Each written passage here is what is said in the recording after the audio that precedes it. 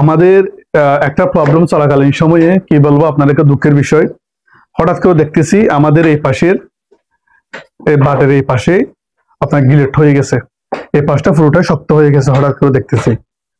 তখন আমি যেহেতু নতুন কামারি, আমার অভিজ্ঞতাও কম, আমি খুব টেনশনের মধ্যে পড়ে গেলাম। আমি মনে করছি এটা, অর্থাৎ এটা দুধের বাটের মধ্যে ম্যাস্টাইটিস বড় ধরনের কোনো প্রবলেম হয়ে গেছে। তখন আমি প্রায় 3টে ডাক্তারের সাথে যোগাযোগ করছি। 3জন ডাক্তারের মধ্যে একজন বিসিএস ক্যাডার, আমাদের জেলার সবচেয়ে বড় যিনি পশু ডাক্তার, এবং পাশাপাশি আমাদের আশেপাশে দুটো পুরাতন কামারির সাথে আমি পরামর্শ করি।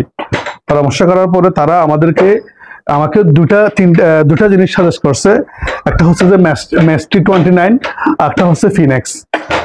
আমি মেস্টি 29টা এখানে পাই নাই, এই ফিনেক্স আমি যেহেতু এটা আমাকে বড় ডাক্তার সাজেস্ট করছিল, তো আমি এটাই এখান থেকে বেছে নিছি, এবং এটা বেছে নিয়ে আমি বলতে গেলে খুব ভালো একটা রেজাল্ট পাইছি। তো আমি ইউজ করছি। এটা ইউজ করার পরে আমি কি বলবো, 100তে 100% আমি এই ফিনেক্স এই মেডিসিনটা আমি রেজাল্ট পাইছি।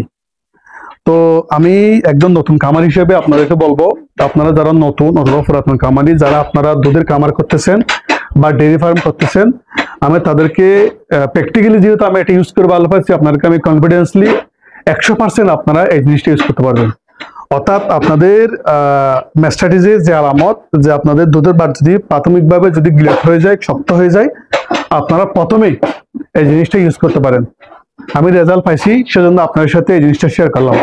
আমি প্রত্যেকটা জিনিস আমার আসলে ইউটিউবে এগুলা ভিডিও ছাড়ার কোনোই আমার পরিকল্পনা ছিল না।